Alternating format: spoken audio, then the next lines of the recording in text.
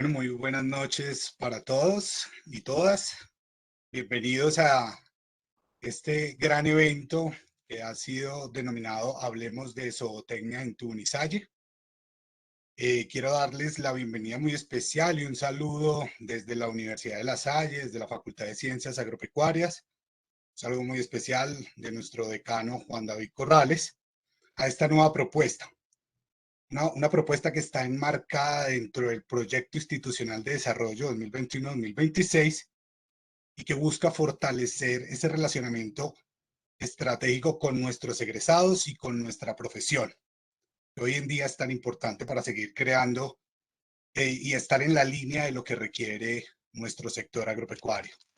De antemano quiero agradecer a los que han participado en esta propuesta, a la doctora Laila Bernal, a la doctora Claudia Margarita, por su apoyo constante, y a nuestros panelistas el día de hoy, la doctora Alexandra Roballo, zootecnista, y al hermano Ariosto Ardila, quien conocemos muy especialmente desde nuestra universidad, y que damos ese agradecimiento tan especial el día de hoy para esta propuesta de Hablemos de Zootecnia en Tunisalle. Para el día de hoy, pues tenemos una actividad muy especial en donde está enmarcada en dos charlas muy especiales, una desde lo técnico y otra desde lo experiencial. Para la charla técnica, el título de la ponencia de nuestro egresado, hermano Ariosto, una reflexión sobre el lugar del zootecnista en la naturaleza. Y desde lo experiencial, la profesión de zootecnia en el exterior. Desde Canadá, nuestra egresada Yuri Alexandra Roballo nos va a contar sobre su experiencia. Y de paso, informarles que esta es una actividad y una apuesta institucional muy importante para que cada mes podamos reunirnos en una charla muy especial. De paso, les quiero informar que el 17 de noviembre tendremos dos ponencias muy especiales. Una que se denomina Desarrollo Sostenible Agropecuario, con énfasis en ganadería y reconversión productiva, por nuestro egresado Javier Arnulfo Rodríguez. Y a partir de lo experiencial, una experiencia como microempresario de nuestro egresado Sebastián Felipe Robles. Y para el 1 de diciembre tendremos Industria Cárnica y Educación para el Agro, de una profesora muy especial que muchos de nosotros tenemos presente, Claudia Margarita González, y la importancia de la zootecnia en la economía actual, por nuestro egresado Bernardo Enrique León, a quien agradecemos de paso por participar en esta actividad. Entonces, pues la idea de hoy, familiarizarnos en temas actuales. Le vamos a dar paso al hermano Ariosto y finalizando su presentación vamos a contar con un espacio para preguntas. Entonces, damos paso al hermano. Hermano, muchas gracias. Puede abrir el micrófono, hermano.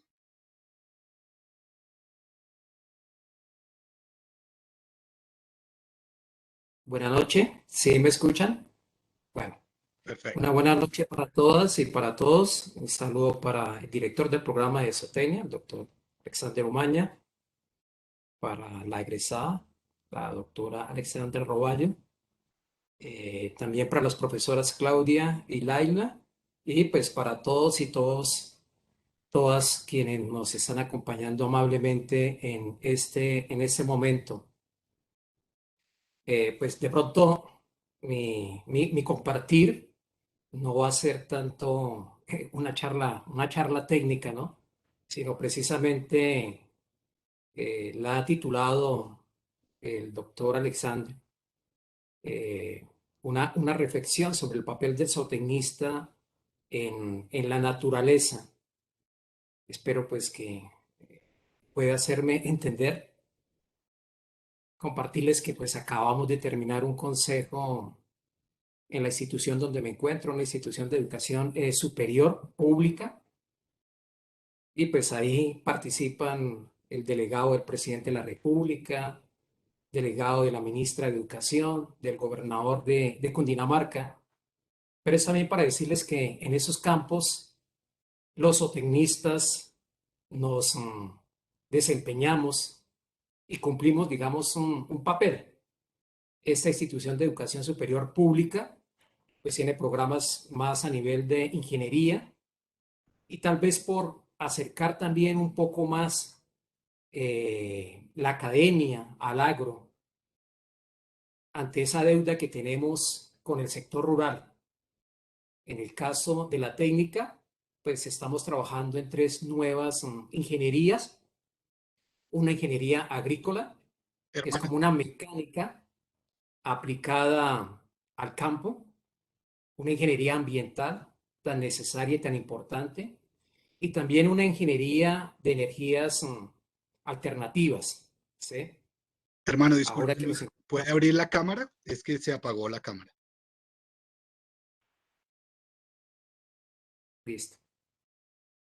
Entonces, les comentaba que pues en esta institución, acercando un poco más a la academia, al agro, al sector rural, pues estamos trabajando en tres nuevas ingenierías, además de las que tenemos en mecatrónica, en electromecánica, en sistemas, en procesos industriales, una ingeniería agrícola, una ingeniería ambiental y una ingeniería en energías alternativas.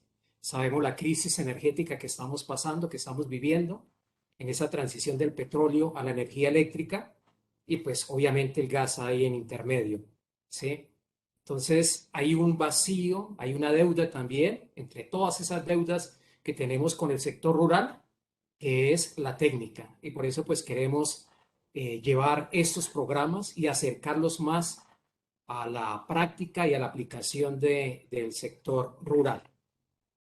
Eh, y hablar sobre el papel del zootecnista en relación con la naturaleza, pues suena un poco a un tema de pronto de retórica, ¿no? Hablaría uno de retórica ociosa, pero es muy importante el zootecnista que ayude a crear conciencia de ese papel que tiene el ser humano en relación con la naturaleza. Y me viene a la memoria un pensamiento de Nietzsche, siglo XIX, en Alemania, cuando él en uno de sus escritos decía que en un rincón apartado del universo, que centellea en los innumerables sistemas solares, surgió una vez un astro en que unos animales inteligentes inventaron el conocimiento. Fue el minuto más arrogante y más mentiroso de la historia universal, pero tan solo fue un minuto. Tras pocos suspiros de la naturaleza, el astro se enfrió y los animales inteligentes tuvieron que morir. Eso se encuentra en Verdad y Mentira, sentido extramolar de Nietzsche. Y pues, a pesar de que es del siglo XIX, de un pensador, de un filólogo, de un filósofo que tuvo acercamiento con la biología y con las teorías evolutivas en ese entonces de Darwin, pues hace una reflexión de estas y considera pues al hombre como un animal inteligente, un animal que inventa el conocimiento, pero que dada su prepotencia, dada su arrogancia y su estatus moral único y superior con respecto a las otras formas de vida, pues termina extinguiéndose. Esto yo consideraría que no es un econihilismo ni un ecofatalismo, sino es una invitación a reconocernos como parte de la naturaleza, como integrantes de una naturaleza y no lejanos, distanciados de esa naturaleza. Y cuando hablo de naturaleza, sin entrar a profundizar, vamos a verlo como un sinónimo de medio ambiente. Entonces, somos organismos vivientes en medio de otros organismos vivientes que surgimos de un medio ambiente, que surgimos de una naturaleza. Somos organismos vivientes que conformamos una sola unidad y lo somos a la vez física, biológica, química, psíquica, social, cultural e histórica, pero que la educación, infelizmente, ha fragmentado esa unidad como es un organismo o un ser viviente. Y hay otro pensador también, más físico, Pascal, que estaba en sintonía con Nietzsche, y es que él sentía pánico, terror, susto y miedo cuando alzaba su mirada hacia el firmamento, porque ese silencio eterno de los espacios infinitos me espanta, decía Pascal. Es decir, que en medio de la naturaleza, del medio ambiente, y cuando somos contrastados también con un cosmos, con un universo, Pascal sentía esa indiferencia de un universo que ignoro, pero de un universo también que me ignora. Pero de todas formas, somos parte de ese universo, somos parte de ese cosmos. Y el zootecnista tiene un papel muy importante en esa relación con la naturaleza, porque está continuamente en contacto con ese medio ambiente que en el imaginario a veces pareciera que es solamente los ecosistemas menos intervenidos, esa naturaleza que pareciera que es solamente lo que llamamos rural, lo que llamamos campo, pero que la naturaleza lo es todo, inclusive la misma ciudad, naturaleza de pronto modificada, transformada, intervenida. Y el zootecnista está precisamente en ese contacto con las diferentes formas de vida que conformamos esta naturaleza. Y por eso tenemos un papel importante para que retornemos nuevamente a ese medio ambiente, a esa naturaleza y nos consideremos como parte fundamental. A lo mejor puede existir un temor y un miedo y hasta pánico, porque el retornar a la naturaleza para muchos significa volver nuevamente a ese estado de ser una bestia salvaje, porque ese es el imaginario que tenemos con respecto a otros animales, a otras formas de vida. Una bestia salvaje que lo continuamos siendo.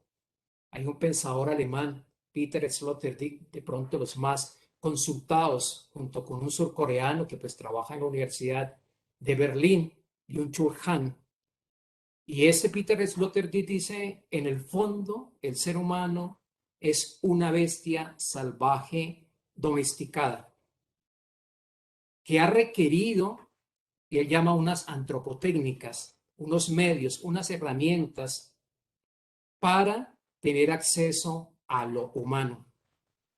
Pero seguimos siendo esas bestias salvajes domesticadas. Y es que hace 12.000 años, en esa naturaleza, cuando el hombre comienza a domesticar las plantas, a domesticar los animales, también inicia un proceso de autodomesticación. Y cuando nos comenzamos a autodomesticarnos, requerimos de amos y de criadores. Unos son criados y otros son criadores. Y ese pensador utiliza un lenguaje de la ganadería, precisamente en una obra que se llama Las normas del parque humano, en donde relata precisamente cómo a partir de la invención de la agricultura, del sedentarismo, también nosotros comenzamos a domesticarnos y apartarnos un poco de la naturaleza, a considerarnos diferentes. Y ahí creamos una singularidad y nos creamos como una forma distinta a las otras formas de vida. Y es lo que llamamos una tesis de la excepcionalidad humana, que consiste en que el hombre, el ser humano, trasciende esa dimensión ontológica emergente de su propia naturaleza y de la naturaleza de las otras formas de vida.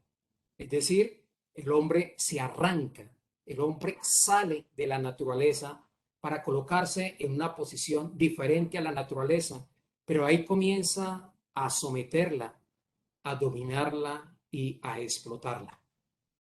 Y es importante entender que desde el punto de vista evolutivo, el ser humano no es tan distinto ni tan diferente a las otras formas de vida. Hay una bióloga contemporánea en California, Donna Haraway, que tiene una frase y dice: no engendremos bebés, engendremos parentescos. Eso fue lo que descubrió precisamente Darwin, la ancestralidad. Todos estamos emparentados. Y eso lo puede uno corroborar desde la biología, desde la física y desde la misma química. Pero la verdad es que estamos, digamos, viviendo en un momento de crisis, en un momento en que hablamos de revoluciones, de eras. Y quiero que nos detengamos un poco en el telos de toda acción ética y política que debería ser evitar el sufrimiento evitable. El sufrimiento que no solamente hace parte del ser humano, de nuestra sociedad, sino el sufrimiento que tienen que padecer muchas formas de vida, principalmente, digamos, los animales. ¿Sí? Bentham decía: la pregunta no es si los animales hablan, razonan, piensan. La pregunta es: ¿los animales sufren? ¿Los animales sienten? Y podríamos ir a otras formas de vida, a otros organismos vivientes que, aunque carecen de un sistema nervioso, tienen otros mecanismos análogos, homólogos al sufrimiento. En el caso de las plantas, en el caso inclusive de los microorganismos. Quienes han leído un poco de la edición genética CRISPR-Cas9, es un sistema inmune que tienen las bacterias. Entonces hay muchos mecanismos que obviamente no permiten que el hombre o el ser humano sea superior, sino son mecanismos propios de la adaptación, de la reproducción. Pero nos encontramos en una sociedad que algunos llaman una sociedad paliativa, y eso tiene que ver con la algofobia. La algofobia es una fobia al dolor, es un miedo generalizado al sufrimiento. Entonces, lo que ocurre es que en esta sociedad de la positividad, en esta sociedad postdemocrática y en esta sociedad paliativa, el sufrimiento está comenzando a desaparecer. Desaparece del ser humano y desaparece también de otras formas de vida, porque en la sociedad productiva y en la sociedad de rendimiento no puede existir el sufrimiento, el dolor. Y podemos decir que lo perfectamente inhumano no está en lo irracional, en la inconsciencia, en la locura. Lo perfectamente inhumano está en la insensibilidad. Una conciencia incapaz de estremecerse por el sufrimiento y el dolor del otro. Y repito, cuando hablo de otro, de otredad, de alteridad, no es solamente el ser humano, sino cualquier forma de vida.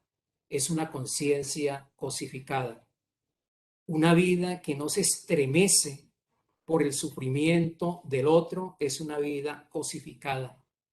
Un ser humano que no se estremece y no se sensibiliza por el sufrimiento del otro es un ser humano alienado y cosificado. Y esta sociedad nos está vendiendo que el sufrimiento y el dolor es un síntoma psicológico, que hay que tratarlo solamente con fármacos y con medicamentos. Y entonces perdemos la sensibilidad del sufrimiento y del dolor de las personas pobres, de las personas que tienen que vivir en la miseria, pero también del dolor y del sufrimiento de muchos animales que en la industrialización nosotros explotamos. Y ahí creería que el zootecnista tiene un papel fundamental. Y no es que estemos en contra de la producción, porque digamos que eso es parte fundamental de la zootecnia, pero es una producción sostenible, es una producción respetando también a las otras formas de vida que tanto nos aportan. Hay una obra también muy interesante de un francés, Jacques Derrida, El animal que sigo siendo o que sigo siendo, ¿sí? En él, pues nos recuerda nuevamente esa frase de Bentham, ¿sí? La pregunta no es si los animales piensan, sino los animales sufren. Y es que cuando hablamos de animales, considerando nosotros también como animales, pero cuando vemos los animales a la distancia y un poco diferentes al ser humano, comenzamos a ejercer una serie de violencias desde el punto de vista epistémico o teórico. Y es que cuando algunos pensadores comenzaron a decir si el hombre es un animal, pero es un animal racional. El hombre es un animal, pero es un animal político. Es decir, siempre nos estamos distanciando de los animales, nos estamos diferenciando. Estamos creyendo que somos diferentes, que somos una excepción, que somos superiores. Y obviamente las religiones o algunas religiones han contribuido también para esa exclusión. Y hay una anécdota muy interesante en Derrida que en alguna ocasión salió de la ducha desnudo y se encontró con un gatico que hacía parte de su vivienda y el gato se quedó mirándolo. Y Derrida desnudo sintió pudor y sintió vergüenza. Pero eso le dio para profundizar y para descubrir que esa otra forma de vida también era importante. Ese gato que lo estaba mirando era un gato que tenía rostro. Era una forma de vida importante también, en la misma vida de la familia, en el mismo hábitat. Y siempre se dijo que los animales estaban desnudos o que los animales estaban desnudos sin saberlo. Pero en la naturaleza no hay desnudez. Es el hombre quien inventa el vestido para tapar su sexo. Y él encuentra que precisamente a través de esa mirada hay un rostro y se reconoce también ese parentesco en ese gato. Y comienza a reflexionar una serie de violencias que hemos tenido con los animales. Por ejemplo, cuando hablamos de un animal o hablamos del animal. Hablar del animal significa negar esa diversidad que existe, por ejemplo, entre una lombriz y un chimpancé. Esa diversidad que existe entre un insecto y un elefante. Los animales tienen sus diferencias, tienen sus particularidades. Y por eso cuando hablamos de el animal y no de los animales, estamos ejerciendo violencia sobre el mismo animal. Pero también cuando consideramos que la historia, que la filosofía, que la institucionalidad, que la religión, que el arte son propios del hombre y por eso somos diferentes a los animales, también estamos ejerciendo una violencia sobre el animal.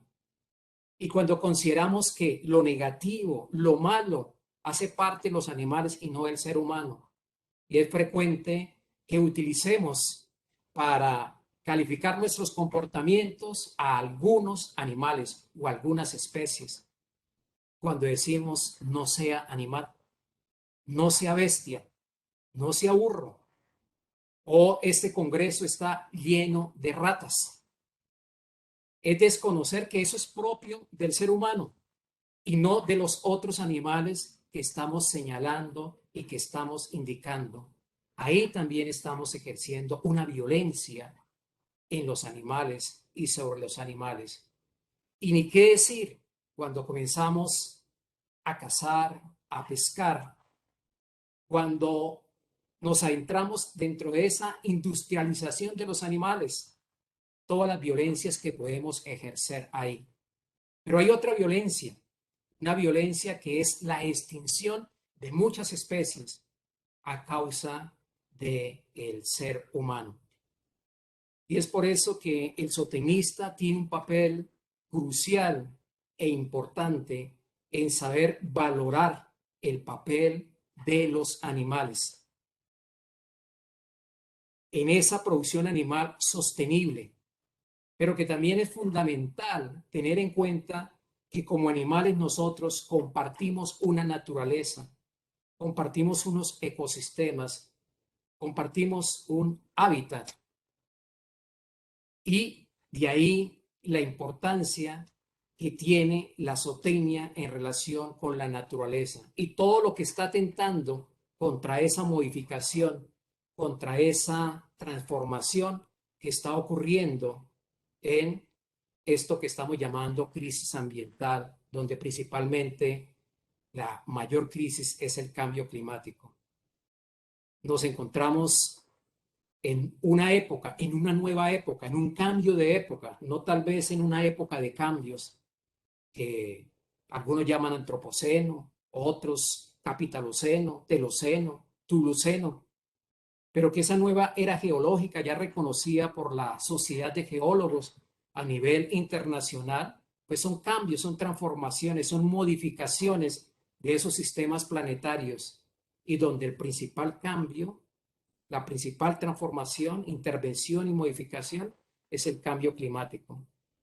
Y el cambio climático no lo podemos considerar como un hecho natural o un hecho geológico o ecológico o termodinámico, sino que es producto de un evento ontológico, es decir, es producto del pensamiento, de la concepción que tenemos como seres humanos de la vida, de la naturaleza, de las otras formas de vida. Y por eso es muy importante también para el zootecnista cultivar el pensamiento, cultivar la reflexión, perder el tiempo en estas temáticas precisamente, porque esto también tiene que hacerse política pública, el buen trato con las otras formas de vida. Hay un biólogo muy importante que estudió en el Valle del Cauca, en la Universidad del Valle, y ahora es profesor en Hawái, es el profesor Camilo Mora. Camilo Mora hizo su doctorado en Canadá y él tiene algunas publicaciones pues, en las revistas más representativas como Science, como Nature, y en uno de esos sus artículos él cuestiona esa pérdida de biodiversidad y se pregunta si uno de esos factores de la pérdida de la biodiversidad es precisamente la domesticación, es precisamente la industrialización a veces animal, es la desaparición de las especies silvestres, la domesticación de especies silvestres o la extinción de muchas especies. Y él, digamos que hace una recomendación, y esa recomendación es que si la población continúa teniendo ese mismo comportamiento, a finales de siglo seremos o serán, porque ya no existiremos muchos, 11.200 millones de personas. Se va a requerir, obviamente, aumentar la producción de alimento, un 70%, calculan ellos, con su equipo de científicos. Un 70% donde no tenemos la tecnología sostenible para hacerlo. Y por eso él propone que sea a través de la educación. Pero ahí viene, digamos, un problema. Y el problema es que nosotros continuamos aún acabando con los ecosistemas. Ellos calculan que estamos deforestando de 2 a 10 millones de hectáreas de bosque. Y ese tipo de violencia, la que les hablaba, que es una de las violencias, valga la redundancia, más violentas, la extinción de unas 20.000 especies por año. La desaparición de los depredadores, los grandes depredadores del océano. La desaparición de los grandes mamíferos sobre el planeta Tierra. Y hace un cálculo muy sencillo, un cálculo donde se estima que en el planeta Tierra tenemos unas 12.000 millones de hectáreas para producir alimento, donde el zootecnista es fundamental. Pero si calculamos que por persona se requieren más o menos 3 hectáreas, eso nos daría 4.000 millones de personas. Es decir, un planeta que no debería estar en capacidad o sobrepasar mejor los 4.000 millones. Debería estar entre 3.000 y 4.000 millones de personas. Y sabemos bien que somos más o menos unos 7.600 millones de habitantes. Entonces, ahí hay un papel fundamental en la producción de alimentos, por una producción de alimentos sostenible, ¿sí? O sea, no estamos en contra de la producción, sino la forma como nosotros producimos, la forma como relacionamos con las otras formas de vida. Y es que él termina su artículo diciendo, con la naturaleza no se negocia. La naturaleza tiene sus propias reglas. La naturaleza sigue, existamos o no existamos como especie humana, ¿sí? Eso, digamos, es como mi mensaje, muy sencillo, muy humilde. Me disculpan que venía era más con otros problemas allá de un consejo. Entonces, pero bueno, no sé, ya veo ahí al doctor Alexander Umaña. No, hermano, pues sencillamente tocó usted temas muy interesantes para nosotros, que nos demuestra que vamos en la línea adecuada, que sencillamente no es fácil precisamente lo que usted dice, crear esa conciencia con la naturaleza, ese intercambio, esa interacción que requiere esa naturaleza y que para nosotros debe ser fundamental con el fin de integrarnos. Me parece muy interesante todo lo que usted nos menciona y que pues nos demuestra que vamos en el camino adecuado. No sé si hay preguntas, doctora Laila. Sí, aquí dice, em, pregunta la profesora Claudia Margarita, ¿cómo podríamos equilibrar, la algofobia con la producción y alimentación animal? Pues ha aumentado este miedo al ser utilizado como contrario a la alimentación, bienestar, violencia animal, así como la disminución del consumo de carne por la misma causa. Sí, es una pregunta difícil gracias a la profesora Claudia, ¿sí? Es difícil, ¿no? Es difícil porque si partimos de la misma naturaleza, una naturaleza menos intervenida, ¿sí? Pensaría que si el hombre fue libre fue cuando fue cazador y recolector. Si el hombre tiene 200.000 años, por lo menos 188.000 años, fue libre.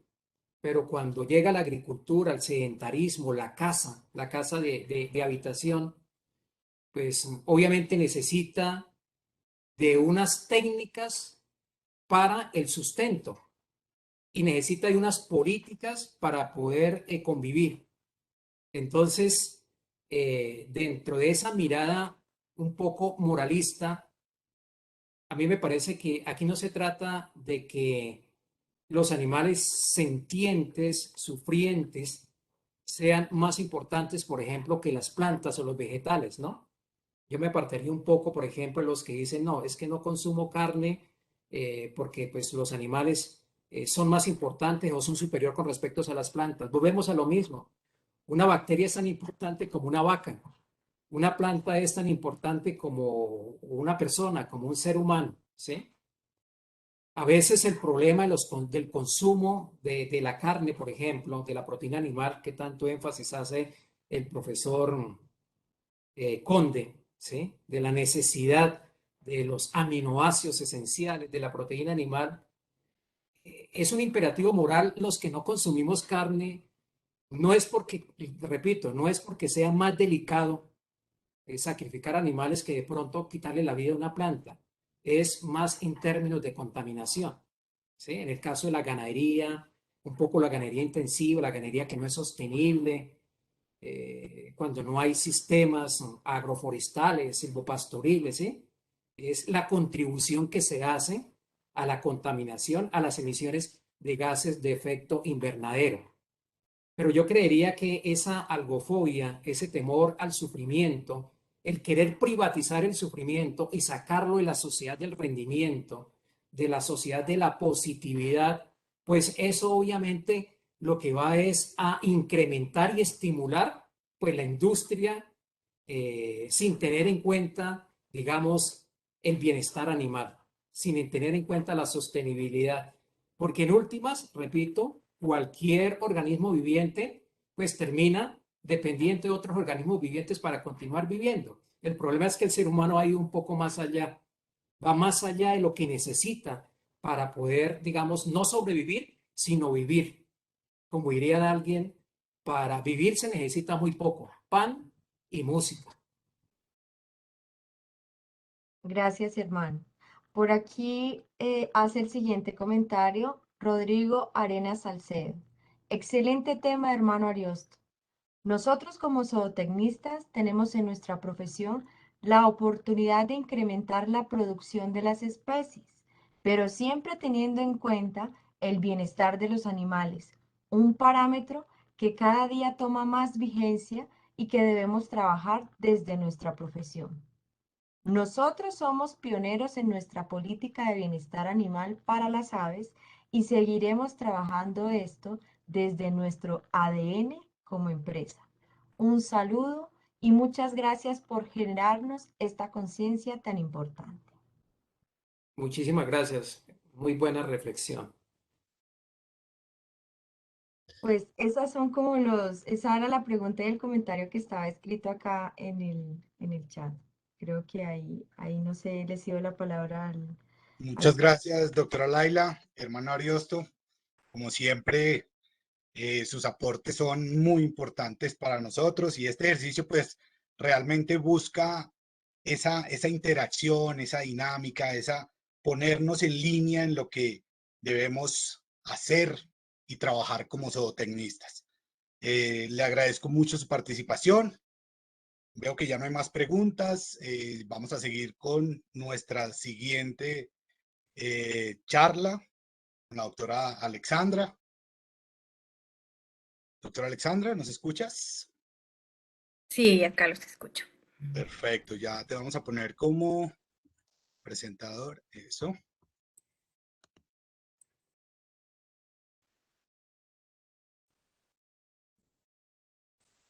Bueno, antes que todo quiero saludarlos a todos y darle las gracias al hermano Ariosto porque yo creo que más de una vez nos hemos enfrentado a situaciones que nos toca el alma, nuestra carrera, viendo cosas que no nos agradan. En realidad a veces duele un poco y le agradezco mucho al hermano Ariosto por haber traído este tema porque es bastante llegador al alma zootecnista. Entonces, pues buenas noches para todos. Mi nombre es Alexandra Roballo. Actualmente vivo en Ottawa, Canadá. Esta noche, gracias a John Alexander, pues él me envió la invitación para compartir con ustedes un poquito sobre mi experiencia aquí en estas tierras poco lejanas. Y pues es una pequeña presentación que preparé para todos. Espero pues sea un poquito clara. Entonces quisiera compartir con ustedes 4 puntos donde podemos ver o pues quisiera traer a la mesa la zootecnia como una profesión que facilita la inmigración a Canadá. También la zootecnia como profesión que brinda una estabilidad económica y bastante potencial en Colombia para obtener la residencia en Canadá o la residencia permanente en Canadá. Mi tercer punto que quisiera hablar son los mitos y las realidades al inmigrar a este país como zootecnista. Y mi último punto es compartir un poquito las oportunidades educativas que he tenido y laborales como también pues profesionales acá en la industria agroalimentaria.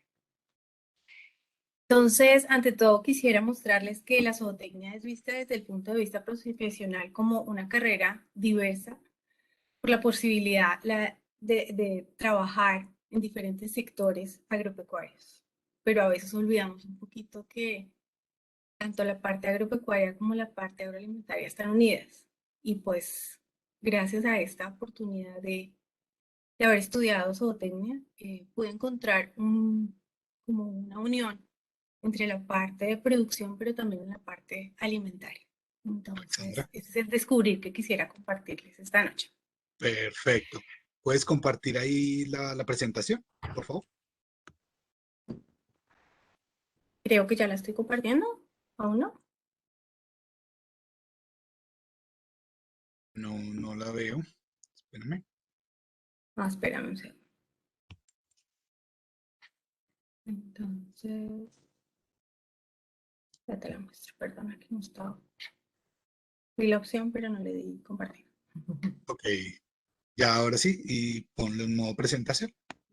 Ajá, claro que sí. Bueno, entonces estos son los 4 puntos que quiero compartir con ustedes. Entonces la primera parte que me gustaría como darles a conocer es que la zootecnia es una profesión bastante prometedora para inmigrar a Canadá. Y ante todo, cuando yo inicié mi proceso de inmigración, tenía claro que quería conocer más sobre esta carrera que siempre me gustó bastante, pero un poquito más allá de nuestro país, más allá de la pequeña industria. Quería conocer un poco más y esa fue mi meta. Creo que al tener claro lo que quería, mi carrera fue como el trampolín o el impulso para dar este paso. Fue la primera parte.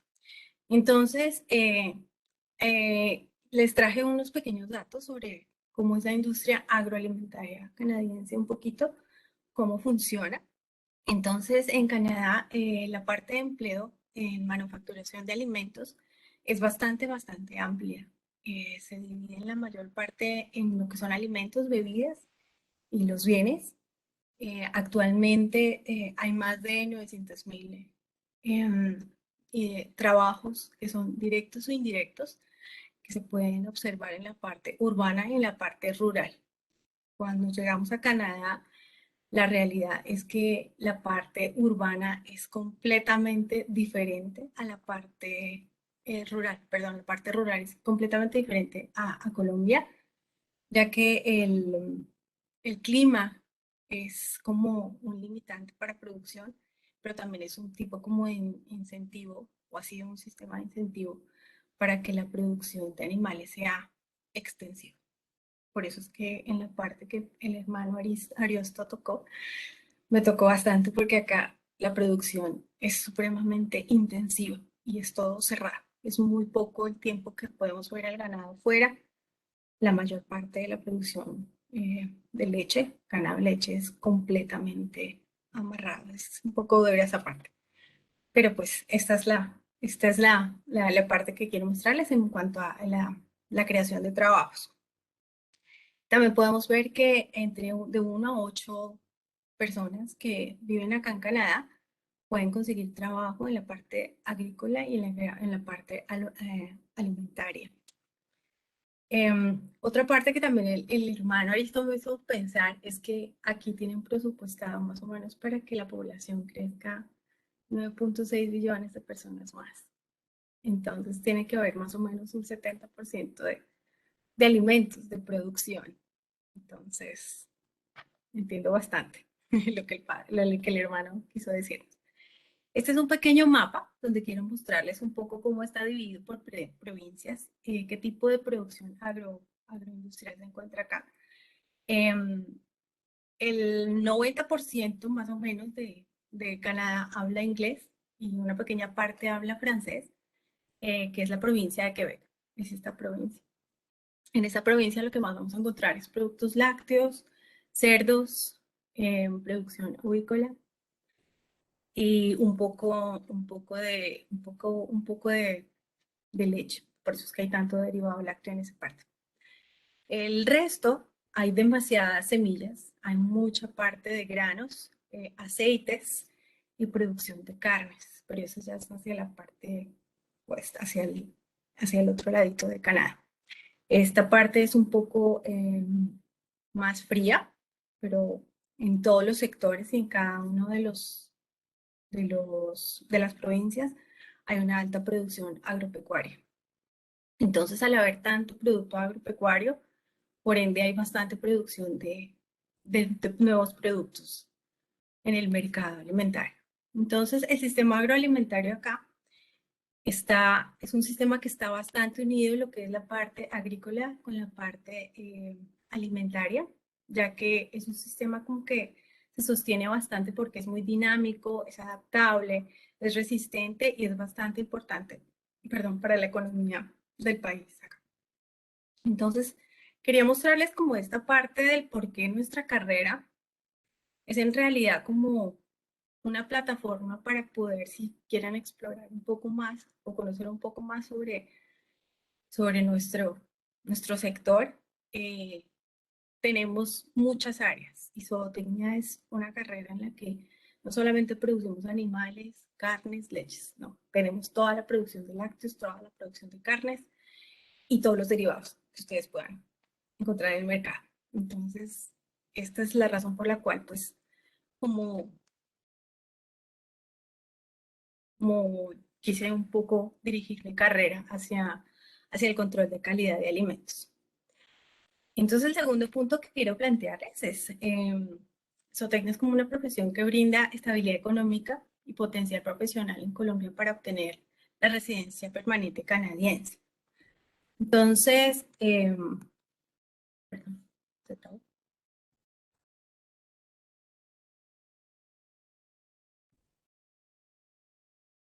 Acá está. Este es un poquito como los pasos.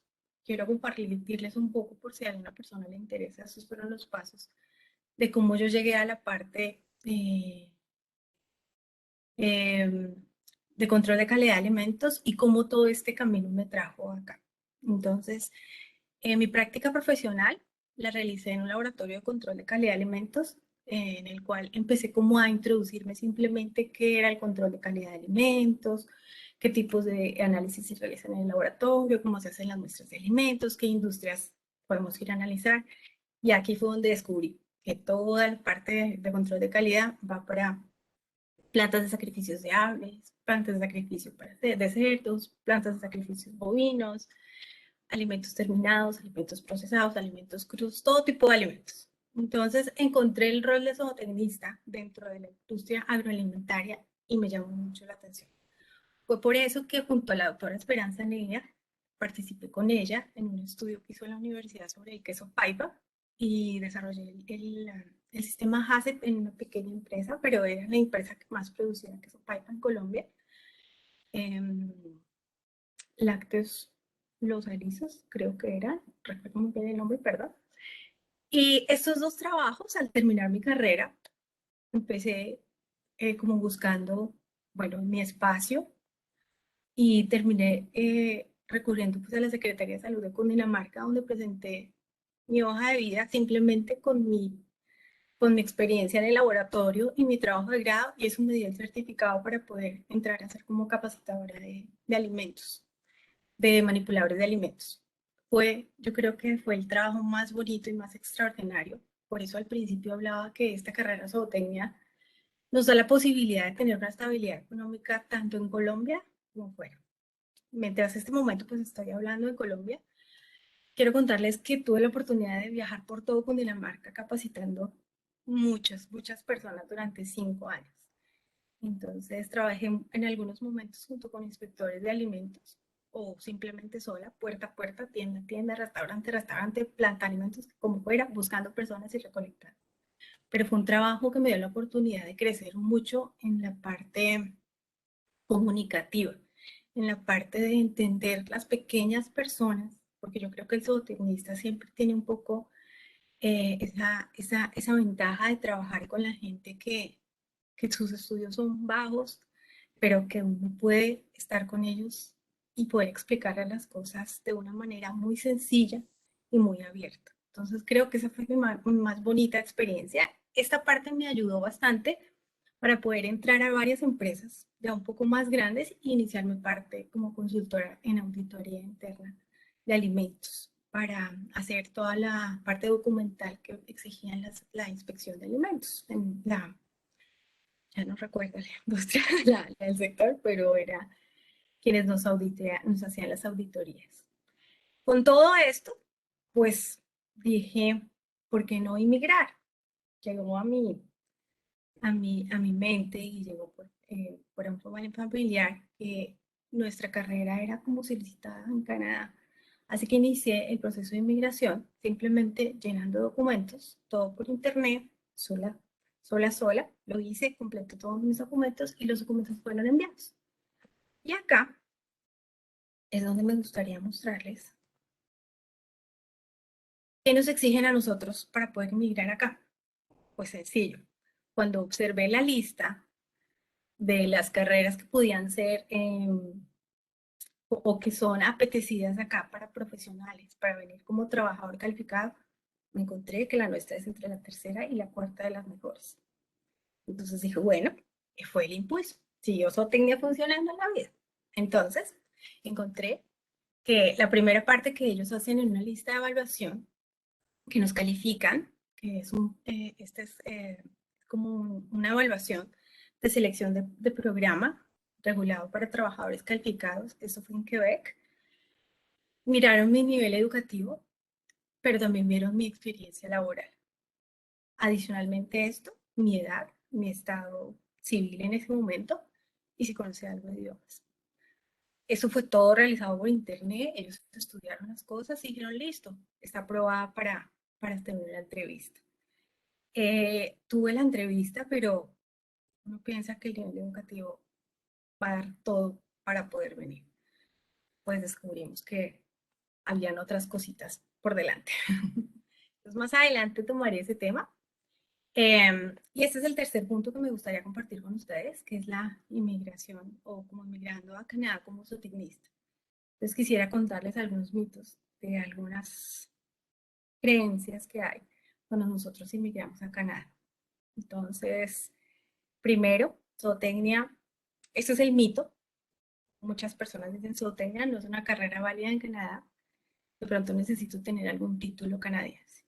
Ese es uno de los mitos que, pues, yo lo tuve inclusive, pero tuve que documentar. Otro mito es que la experiencia laboral traída como zootecnista es suficiente para entrar al mercado laboral. A verlo. El tercer mito, el sector agropecuario acepta profesionales con conocimiento lingüístico suficiente. Y el tercer mito, al emigrar, inmediatamente puede ser contratado en el sector agropecuario. Entonces, estos son los mitos que muchas personas cuando creen venir acá, a este país, creen que son estas las verdades. Y pues la realidad es otra. Y esta es la realidad que yo enfrenté cuando llegué acá. Entonces, me di cuenta que mi carrera no es conocida acá. Nadie sabe qué es hotel. En alguna de las entrevistas que presenté me dijeron, ¿puede explicarme qué es esa carrera? ¿Es de animales? Dije, sí, es producción de alimentos de animales, pero nuestra carrera viene a abarcar toda la parte desde que tenemos un pequeño bebecito animal hasta que tenemos en la mesa el queso, la carne y los productos terminados. Dijeron, wow, esta carrera no existe acá.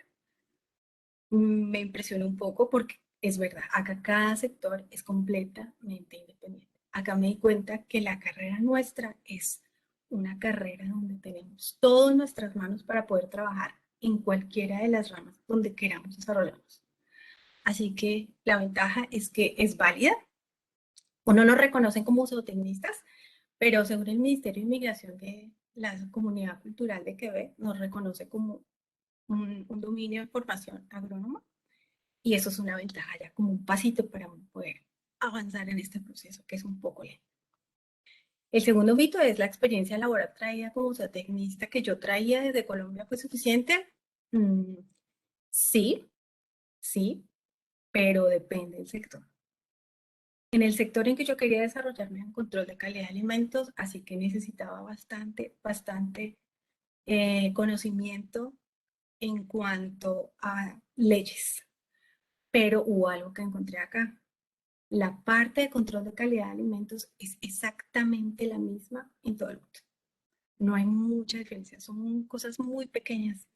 Así que me di cuenta que era muy fácil poder desarrollarme y poder traer mi experiencia. Pero necesito algo más, o necesitaba en ese momento algo más para poder entrar en el sector donde yo quería trabajar. El tercer mito, pues, fue lo que les mencioné. ¿El sector agropecuario acepta profesionales sin conocimiento lingüístico suficiente? No. Desafortunadamente, creemos que hablando un poquito de inglés podemos desarrollarnos y podemos trabajar y podemos comunicarnos y podemos... No. Esa fue la barrera un poco más difícil. Cuando llegué a Quebec, había presentado mi examen en francés, pero fue muy básico y al iniciar la francización fue un año completo de francés. luego otros 6 meses estudiando un poco gramática y luego ya pude aplicar a una universidad para estudiar algo en francés. Cuando entré a esta universidad en francés, oh sorpresa, porque como me mudé a la parte inglesa, me di cuenta que la gente hablaba inglés y francés. Dios, otro más escalón que tenía, pero pues fue un proceso lento. Así que si alguna persona quisiera venirse fuera para que ve, el requisito francés, y si quiere venir a la parte inglesa, inglés, o si quiere estar en el sector donde yo estoy, puede trabajar con los 2 idiomas. Y el cuarto mito que tenemos es, al inmigrar inmediatamente puede ser contratado en el sector agropecuario.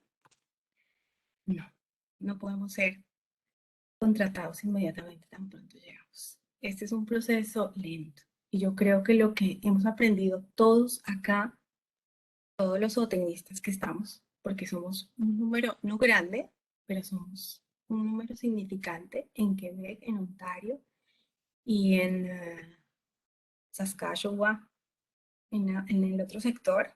Hay bastante también profesionales de nuestro sector. Ninguno, absolutamente. Creo que solamente una persona que conocemos, todas las personas que más o menos nos hablamos, fue por una beca, pero vino estudiando francés y luego sí se adaptó por su práctica. Pero en realidad, el primer choque es que tenemos que llegar a hacer lo que sea. Así que cuando uno empieza a moverse en la parte profesional acá, te dan como un freno y te dicen, primero te adaptas, eres flexible, resistes, te mantienes y a donde tú quieras llegar, puedes llegar, pero con esos pasos. Lentamente. Entonces, la adaptación es lenta, pero se puede ir avanzando. Y el último punto, pues que también quería mostrarles acá, es la zootecnia en la industria agroalimentaria canadiense. ¿Qué oportunidades, por lo menos, a mí me ha traído? Debo decir que todas han sido positivas, absolutamente todas como zootecnista. He tenido la oportunidad de laborar en 2 provincias, en la provincia de Quebec y en la de Ontario, pero hay muchas oportunidades para cualquier persona que quiera venir. En el sector agroalimentario hay una diversidad muy grande de industrias, muchas industrias, así que en cualquiera puede haber espacio. Otra oportunidad que he tenido es adquirir nuevos conocimientos en el área profesional, en el área internacional. Entonces, la ventaja que tiene este país es que está pegado a Estados Unidos y como Estados Unidos es el país a donde más se van la mayoría de productos que se producen, valga la redundancia, acá en Canadá, van para ese sector, nuestras normas son exactas. Entonces, creo que eso amplía un poco el conocimiento. He tenido la posibilidad de estudiar, he tenido la oportunidad de tener prácticas y eso lo puede tener cualquier persona zootecnista que quiera venir acá. He podido tener un crecimiento profesional, también el desarrollo y la experiencia lingüística, ya de poder trabajar en 3 idiomas, afortunadamente ya, poco a poco, pero se logró. Y creo que lo más gratificante es poder encontrar un grupo de trabajo donde tú puedes encontrar gente multicultural y adquieres conocimientos no solamente de tu profesión, sino adquieres conocimientos de cada país y de cada forma de educación que ha tenido cada uno de estos países, cada una de estas personas en estos países, y eso te ayuda bastante a crecer profesionalmente. Entonces les presento. Este es el lugar donde yo trabajo. La empresa se llama Farboy. Esta es una cadena de alimentos que se encuentra en toda la provincia de Ontario. Actualmente tiene 41 almacenes de distribución, pero fue comprado por Sobe, que es una empresa mucho más grande. Entonces, esta ha sido mi experiencia. Me gusta compartirla porque realmente zootecnia vale la pena. Vale la pena. Entonces, dentro de esto es lo poco que he podido hacer dentro de este tiempo que he estado acá. He podido adquirir un poco de estudio sobre el sistema agroalimentario canadiense. Tengo mis certificados ya en HACCP He podido trabajar con personas latinas en industrias de quesos acá y acompañarlos en las auditorías en las industrias, con la Agencia Canadiense de Alimentos. Y en definitiva, yo puedo decir que Zootecnia es una hermosa carrera que ha llenado mi vida y la ha enriquecido de muchas experiencias profesionales y personales a donde llegar. Y que para cualquier persona que quiera venir es duro, pero donde uno tenga su cabecita puesta, donde Dios lo quiera ver, allá hay oportunidades para nosotros. Bueno, muchas gracias, doctora Alexandra. Súper interesante. Realmente el objetivo de Hablemos de Zootecnia en Tunisalle pues, radica fundamentalmente en esto, en que todos podamos visibilizar a qué tenemos que enfrentarnos, de qué manera podemos enfrentarnos. Bien lo mencionaba el hermano Ariosto, hacia dónde tenemos que empezar a crear conciencia y tú lo integras muy bien con todo lo que has tenido que vivir cuando tiene uno que ir a otro país y tiene que sacar adelante su profesión. Bien lo mencionas, no existe, pero el poder nosotros demostrar que tenemos un conocimiento muy interesante que puede ser aplicado a nivel mundial, que eso es prácticamente desde la dirección lo que le estamos diciendo a nuestros estudiantes, a nuestros aspirantes, y que este es el objetivo principal. Nosotros tenemos que sacar adelante nuestra profesión y demostrar que finalmente tiene unas áreas del conocimiento que aportan al desarrollo Donde mundial. quiera que vayas. Entonces, muchas gracias, Alexandra. Importante todo eso que nos muestra. No sé, doctora Laila, si hay preguntas por parte de nuestros asistentes, nuestros participantes, que yo también me emociono un poco, pero el tiempo va corriendo. Sí, yo sé. Perdón si me extendí. No, no te preocupes, no, no, no. Mi doctora Lailita. Alexandra, tenemos acá una pregunta de una estudiante de nuestro programa de zootecnia, de Damaris Vázquez. Ella quiere preguntarte si el requisito de las experiencias es mínimo de 5 años, de la experiencia ya como laboral para poder ingresar a esta No, Canadá. no. Yo trabajé durante 5 años en Colombia, pero ellos cuentan es por horas de experiencia. Entonces, no, lo que importa es tener lo más que puedas traer de tu trabajo en Colombia o donde tú quieras que hayas trabajado y es válido. Simplemente te apoyas con un estudio adicional de acá y ya. Ok, acá tenemos otro comentario de una estudiante también de nuestro programa de zootecnia, Linda Rincón. Dice, muy interesante la charla. Me llama mucho la atención lo que tiene que ver con nuestro programa en Canadá y considero que es algo muy enriquecedor. Siempre le ha llamado la atención ese país para poder aplicar con nuestra profesión, que es una carrera muy valorada y que muchas gracias por la invitación. Muchas Tenemos gracias. otro comentario de Rodrigo Arenas Salcedo. Increíble experiencia, felicitaciones. Para nosotros los primeros zootecnistas de La Salle, nos llena de satisfacción y orgullo donde dejan el nombre de nuestra hermosa carrera. Y Paola Andrea Márquez Fuquen dice, tu experiencia en Colombia, ¿cómo se contrasta con la de Canadá? Bueno, en Colombia tenía más libertad de movimiento porque era, mi trabajo era recorrer empresas y hacer toda la parte de audición, auditorías, y, y ayudaba a la gente que era muy humilde, que estaban empezando sus carreras y les ayudaba con toda la parte documental. Siempre fue excelente todos los del INVIMA. Recuerde, el INVIMA nos daba las aprobaciones. Así que fue bonito trabajar con toda esta gente y apoyarlos. Frente a esta parte, de pronto es un poco, como que tú te sientes un poco a veces como que inseguro de tu conocimiento frente a las demás personas, pero cuando ya empiezas a trabajar en tu área dices, oh, sí sé, sí sé, sí puedo, soy capaz, pero, pero me doy cuenta que todas esas experiencias de Colombia que traje, definitivamente es la plataforma para que uno pueda moverse fácilmente acá. Entonces, puedo decir que mi experiencia colombiana fue un poco más sencilla, acá un poco más pesada, pero tan valiosa como la de Colombia. De pronto veo que Colombia es un poquito más consciente en la parte de preservación y conservación. Canadá es el país donde más se conserva y preserva, pero en realidad vuelvo y digo lo que dijo el hermano Aristo, oh por Dios, yo creo que esa es la parte que a mí me ha tocado más duro acá, frente a Colombia, y me gusta más cómo nosotros producimos que cómo se produce acá.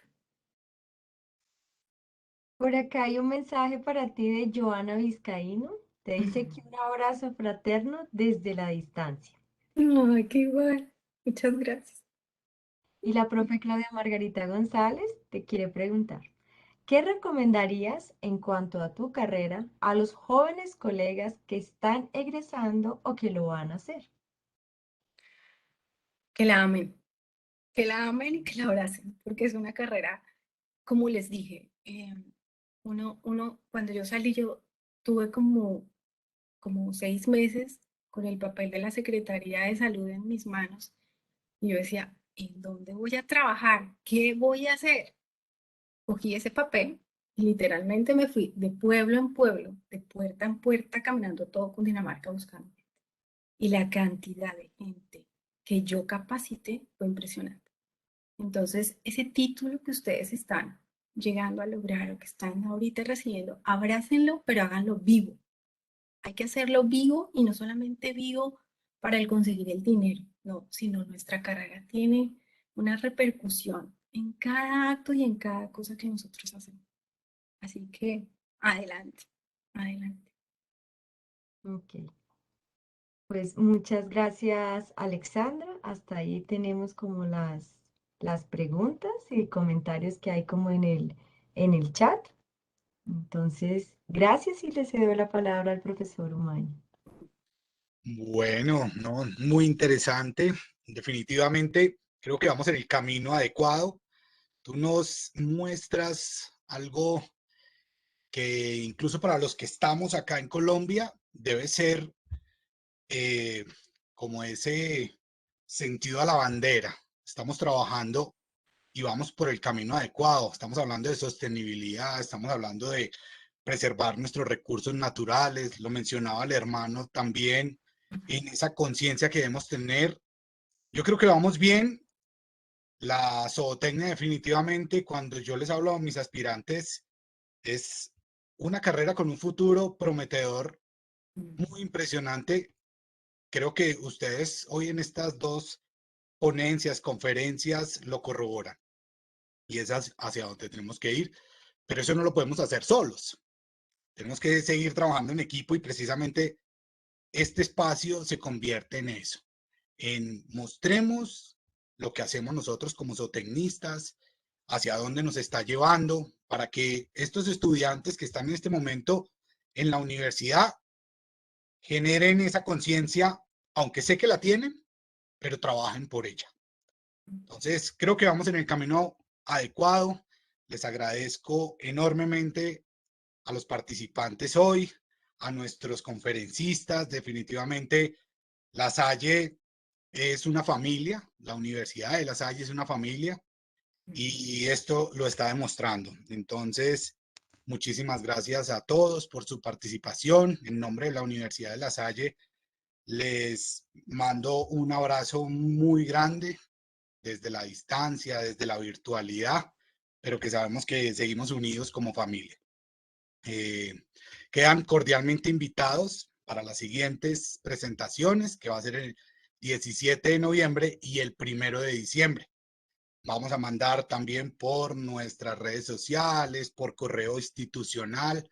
Egresados, es importante que ustedes mantengan esa comunicación constante con la universidad.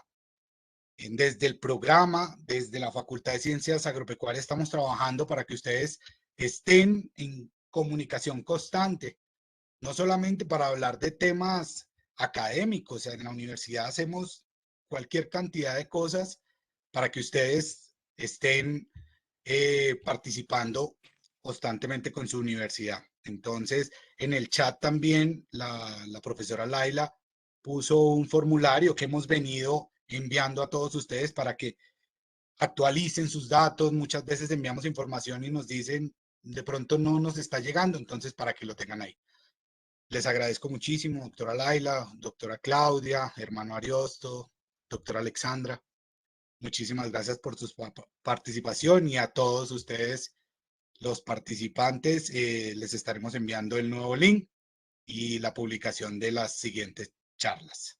Muchas gracias a todos.